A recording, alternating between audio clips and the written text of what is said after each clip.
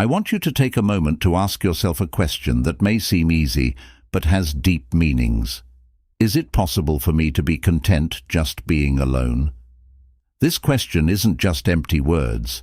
It takes us to the very center of our own thoughts and hearts. Often, finding happiness is tied to being with other people, achieving things, and getting approval from other people. Tonight, though, let's look at a different path, one that starts and ends with you being happy. For a moment, picture a life where your happiness and satisfaction aren't dependent on someone else being there, and where your sense of success isn't a blocked ray of sunshine from someone else's sky, but a light that comes from inside you. Not just a dream, this is a possible truth, a state of being that we can all reach if we understand and work hard. I know what some of you are thinking. Does this mean we should shut ourselves off from the rest of the world? No way, no how. It's about finding the untapped source of happiness inside us that isn't tied to the outside world. You have to learn to enjoy being alone and to value your own thoughts and goals as much as other people's. Being alone doesn't have to mean being lonely on this trip. There are a lot of parts we play in our lives, like friends, partners, and co-workers. We need to meet with other people and converse with them. We lose sight of the most important friendship we will ever have, though, when we're busy making other links. It's easy to forget to listen to our inner voice, take care of our inner world, and enjoy the beauty of being alone. Being happy alone doesn't take away from the joy of relationships. It makes them better, you see. Being happy with who you are and appreciating your appearance makes you a better, more genuine person in your interactions. No longer do you look for other people to make you happy, you give them happiness. Before we can start this path to being happy with ourselves, we need to get rid of the layers of social rules and standards. People have taught us that being alone is a sign of being incomplete, which we need to forget. Accepting that our own happiness is our own job, not someone else's, is something we need to do. Let's talk about how we can grow this inner joy, independence, and happiness in the next few minutes. It's important to learn to enjoy the peace, quiet, and deep insights that come with being alone with our ideas. Let's look at why being happy alone is not only a skill, but also a deep strength. So as we start this trip tonight, I want you to keep an open mind and heart to the idea that you might be the best company you'll ever have. Self-reflection is the first and maybe most important step on the path to finding happiness in silence. Being honest with ourselves is the only way to see our whole selves. It means asking ourselves the tough questions, facing our true feelings, and getting to the bottom of what we really want. You may be wondering why it's so important to think about yourself. That's because each of us has a huge amount of unexplored potential and knowledge inside us. It's common to go through life without really understanding who we are, what we do for a living, the people we know, and our place in society shape who we are. But if you take away your titles and other outward signs, who are you? What drives you? What scares you? And what do you dream about? What sets that fire inside you on fire? These aren't just questions. They'll help you find your true self. In the busyness of our daily lives, we don't often take the time to be alone and listen to our hearts. Life gets away from us so quickly that we forget to enjoy it. Keep in mind that being busy does not mean you are getting things done, and being alone does not mean you are lonely. Those times when we are alone and quiet are the best for hearing our inner voice. That voice is your nearest and dearest friend and most reliable guide. It informs you of what you need to know, not what you intend to hear. Self-reflection isn't always an easy process. It takes bravery, honesty, and being open. We have to face our doubts, our fears, and sometimes our mistakes from the past. But friends, safety isn't where growth happens. Similar to how a seed has to break through its shell to grow, we have to get past our own obstacles to discover who we really are. How do we start this journey of self-reflection? It begins with being alone. Solitude gives us the room and quiet we need to think about ourselves. We can tune out the noise of the world and connect with our own inner world when there is silence. Solitude is not the same thing as being alone. It means liking being alone. Every day, give yourself time, even if it's only a few minutes. Take this time to think, write, or relax. What makes you happy is one question you could ask yourself. What do I value? Which values do I want to live by? These questions may seem hard at first, but as you think about them, you'll start to see more of who you are. Keep in mind that the process of self-reflection is not a game and is not about getting answers quickly.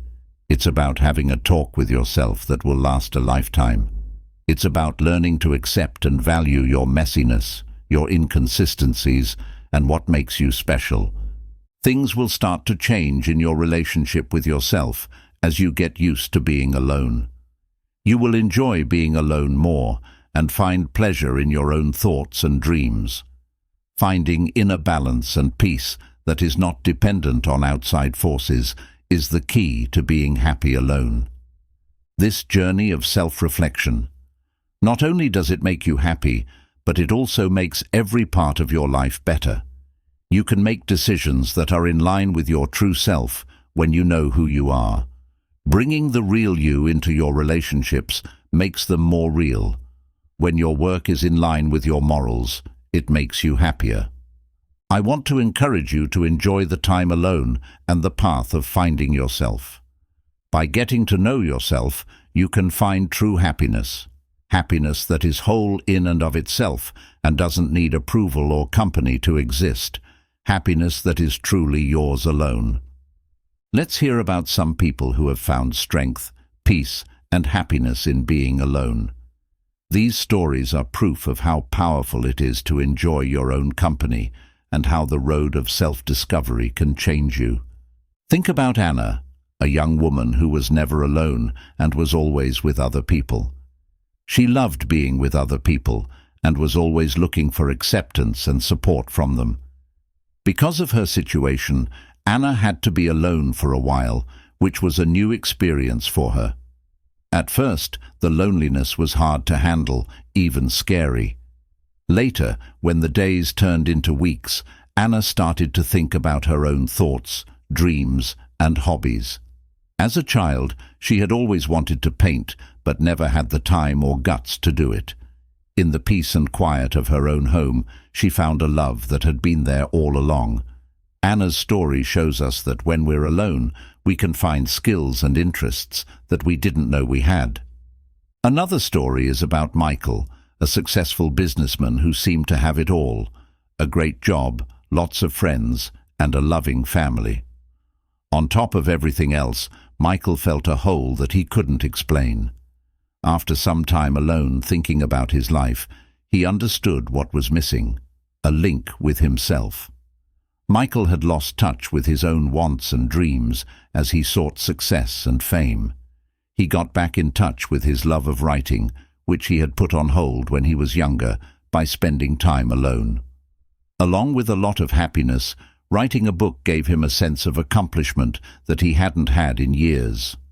It's easy to forget to live the life you're building when you're busy building it, like Michael's story shows. Also, let's not forget Emma, a college student who always felt like she was lost in a group and could never find her voice. Emma found her strength in her moments alone, such as when she studied in the library or strolled through the park. She understood that being shy wasn't a weakness, but a strength. She got clear thinking and a strong inner voice when she was by herself. There were a lot of people who could relate to what she was saying, and it turned into a blog. Emma's story shows us that being alone can help us find our voice and our meaning. There is one theme that runs through all of these stories: finding happiness and self-worth in silence. Friends like Anna, Michael, Emma, and many more have shown us that being alone doesn't make us less important.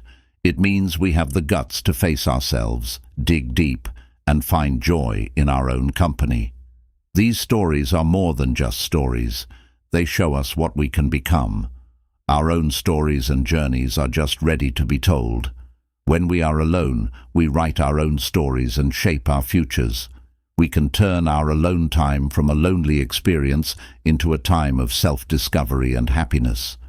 Therefore, I strongly advise you to view solitude not as an empty space, but as a blank slate on which you can paint your hopes, write your thoughts, and shape your happiness. Let these stories encourage you to enjoy being alone, pay attention to your inner voice, and discover the peace and power that are inside you.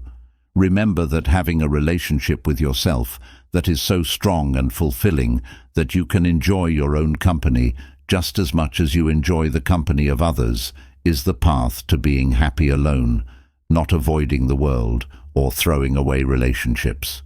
Finding a balance means making sure that your happiness isn't just based on outside factors, but also on what's going on in your own mind. Personal growth is a crucial element in our effort to learn how to be happy alone. It's not enough to just learn new things or get better at things. We need to become the best versions of ourselves. The journey is very personal, very rewarding, and a key part of finding happiness in our own company. Why is growing as a person so important on this path? For all the other connections in your life are built on the relationship you have with yourself. When you spend money on yourself, you're not just getting better at things or learning new things. You're also taking care of your soul and recognizing that you exist. Personal growth is what makes the seeds of happiness and joy grow. Self-awareness is the first step on the path to personal growth. It means knowing your interests and fears, as well as your skills and flaws. In other words, you have to ask yourself, what makes me tick? What am I lacking to grow? What am I supposed to learn? This much self-reflection is the first step toward real change. The next step is to follow your dreams. Every person has something that really makes them happy and lights up their soul. It could be writing, food, computing, teaching, or anything else. Finding your interest and going after it is the important thing. Remember that your interest is your own special gift and source of joy. If you do things you enjoy, you're not just killing time, you're making your soul stronger. Getting more information and skills is another part of human growth. It doesn't have to be an official education. It could be something as easy as reading books, going to classes, picking up a new hobby, or even learning a new language. The idea is to keep your mind busy, interested, and active. When you think about things and learn new things, your mind is happy. As we work on our mental growth, let's not forget how important it is to take care of our bodies. You should take care of your body just as much as you take care of your mind. A healthy diet, regular exercise, and enough rest are not only good for your body, they are also very important for your mental and emotional health. If you are physically healthy, you can enjoy being alone more and follow your passions more easily. Getting better as a person isn't always a smooth process. Problems, delays, and times of question are going to happen. These are not signs of failure, though. They are chances to grow. Each problem you solve and every task you face makes you stronger and more resilient. You become a better person, feel better about yourself, and have more confidence. Keep in mind that personal growth is an ongoing process that lasts a lifetime. There is no end to it. It's about growth and development all the time. It means improving every day, not just for yourself, but also for the people around you. That best you show up in everything you do and with everyone you meet when you're at your best. So, see personal growth as a key to your happiness and peace of mind. Take the time to get to know yourself better, find new things you're interested in, learn new skills, and look after your body and mind. In this way, you will realize that being alone is not a state of emptiness, but of chance, a chance to learn, grow, and thrive. If you want to get over your fear of being alone, you need to change the way you think about it. Instead of seeing it as a problem, see it as a chance to think, be creative, and grow as a person. Mind is a strong tool, and how we think about our time alone can greatly affect how we feel about it.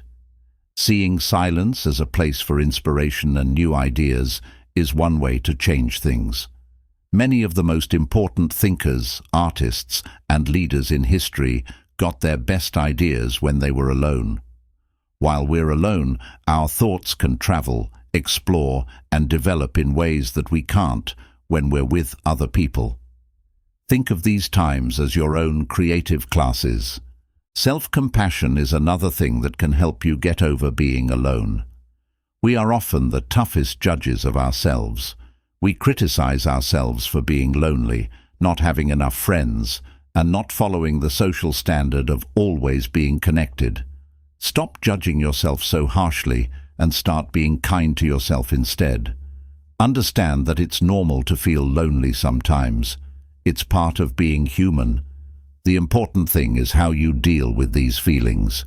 To feel better, be kind to yourself and tell yourself that you are enough the way you are. Changing the way we think about being alone can also have a big effect. Instead of avoiding alone time, think of it as something that is hard to come by in this busy world. Nowadays, being busy and connected all the time makes silence a luxury. It's a place where you can get back in touch with your real self without the noise and demands of the outside world. It is also important to know the difference between being lonely for a short time and being lonely for a long time. Everybody feels lonely sometimes, but chronic loneliness is a stronger, longer-lasting feeling that may mean you need to get help. Remember that getting help is a sign of power, not weakness. You can do this by talking to friends, joining a neighborhood group, or seeing a professional. Finally, think of your time alone as a way to gain control over yourself. You become more resilient, independent, and aware of who you are as a person when you learn to enjoy being alone. You don't have to be alone to master yourself. You have to be whole. It means making your life so that other people make you happy, but not so that your happiness depends on them. Allow us to remember that getting over the fear of being alone will take time as we move forward. Slowly, you'll learn more about yourself and come to terms with your situation. Taking each step on this road, though, makes you happier, more satisfied, and stronger. Our thoughts are one of the most important tools we have as we go through life. How we see the world, how we feel, and the feelings we have a bigger impact on our lives than anything else. Building a strong, adaptable attitude is not only helpful, but necessary in the context of learning to be happy alone. Being aware that your own happiness is up to you is the first step to having a strong mind. You can't get it from someone else. You have to create it in yourself. Realizing this gives you power because it means your happiness is not dependent on outside factors or the acts of other people. You plan your own happiness. Being positive is a big part of having a strong mind. Ignoring problems or acting like everything is fine is not what this means. It means picking to think about answers instead of problems and chances instead of problems. With an upbeat attitude, you can see the chance to learn and grow in every problem and failure. Being resilient is another important part of having a strong mind.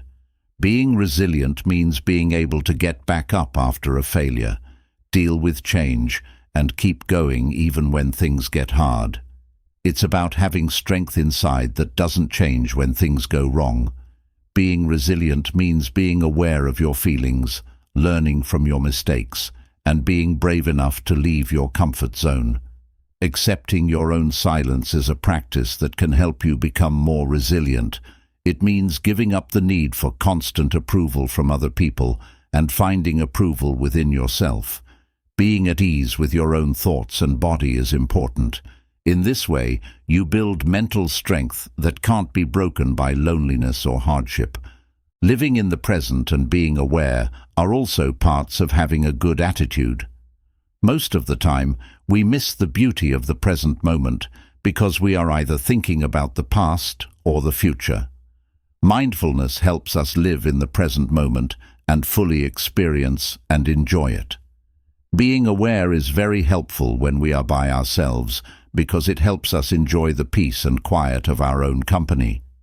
Finally, developing an attitude of thanks can make it much easier for us to be happy when we are alone. Being thankful helps us see what we have instead of what we don't have. We often take the little things we have for granted, like small joys, easy pleasures, and gifts. Practicing thanks makes our hearts open to happiness, peace, and a deep sense of having enough. In short, having a strong attitude means practicing being positive, strong, aware, and thankful. It means taking charge of your thoughts and feelings and changing them in a way that makes you feel strong. When you have a strong thought, being alone is not only acceptable, it's even fun.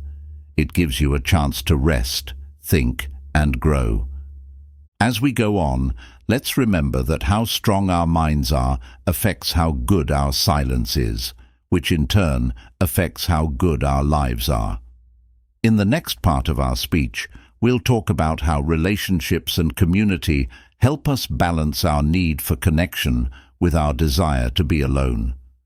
When we're trying to find happiness by ourselves, it's important to remember how important bonds and society are. It's important to understand the importance of our relationships with others, as well as learning to be happy when we're alone. The point is not to get rid of connections and replace them with silence, but to find a good balance between the two. Let's start by talking about how important connections are to us. People are naturally social animals. We need connections, understanding, and engagement to thrive.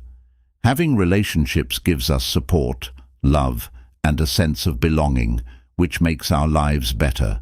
They are the things that hold our social lives together. Relationships work best when you come from a place of health, not need. Being happy with yourself makes your relationships more real and satisfying. People interact with each other not because they need company to get through the day, but because you enjoy and value their presence in your life. But community is very important for making us feel like we belong and are connected to something bigger than ourselves. Communities provide support, friendship, and a sense of belonging, whether they are made up of friends, people from the same religion, or people who share a common hobby. They make it possible to learn, grow, and work together. Being part of a group doesn't mean giving up your alone time. It makes it better. It means having a group of people who back and understand you and who share your interests and ideals. As more and more people feel alone, community becomes a refuge, a place where people can meet and feel like they belong. How do we find a balance between our need to be alone and our desire to connect with others? The first step is to set limits. You need to set limits in every relationship, even the one you have with yourself. With their help, you can figure out what you're willing to give and what you need to receive. Making rules for your time alone is not being selfish. It's taking care of yourself. It has to do with being aware of and meeting your own wants. Be kind and clear about your limits when you talk to yourself and others. Keep your alone time holy and use it to think about yourself, be creative, and recover. Being deliberate about your social relationships is another way to find a balance between being alone and being with other people. Instead of scheduling a lot of unimportant events, pick quality over number. Spend time and energy on relationships that make you feel good and bring out the best in you. Get close to people who love and accept you for who you are and who will support your goals and dreams. Remember that it's okay to turn down social invites that don't fit with your need for alone time. Don't let society's demands of always being busy get in the way of your health. Also, Look for ways to incorporate your desire for quiet into your relationships and activities in the community. Talk to other people about your times of being alone and how it makes your life better. Whether you enjoy camping, drawing, or just sitting quietly, invite people to join you in activities that you enjoy doing alone. You make room for others to be themselves in relationships when you show up as yourself. In your space, you create an atmosphere of acceptance, openness, and real relationship. Finally, keep in mind that balance is not a fixed state, but a process that changes over time. It has to be adjusted and recalibrated all the time. You may want to be alone some days and want to be with other people other days. Trust your gut, listen to your inner voice, and be open to new ways of managing being alone and being with other people. Ultimately, the point is not to pick one over the other, but to make sure that they both work well together in your life, weaving a web of events that show how complete you are. Let's enjoy the beauty of both the careful dance between being alone and being with others. Let's appreciate the times when we're by ourselves and can recover and think. Welcome the relationships that make our lives happier, more loving, and more meaningful. And remember that when we find this balance, we find the real meaning of happiness. Happiness that is complete on its own, but is made even better by having other people around. Finally, learning to be happy alone is more than just a skill. It's a deep journey of self-discovery, growth, and inner peace. It means accepting silence not as a state of being alone, but as a chance to think, be creative, and connect with oneself.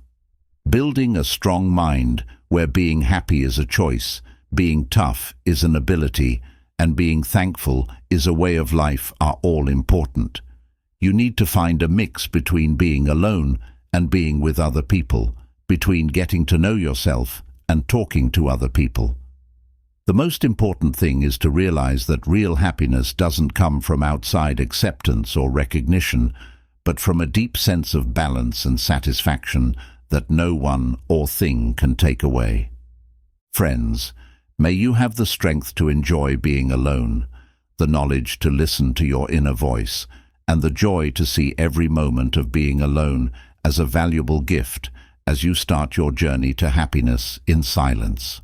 Remember that you're never really alone. You have the most amazing person with you all the time, yourself.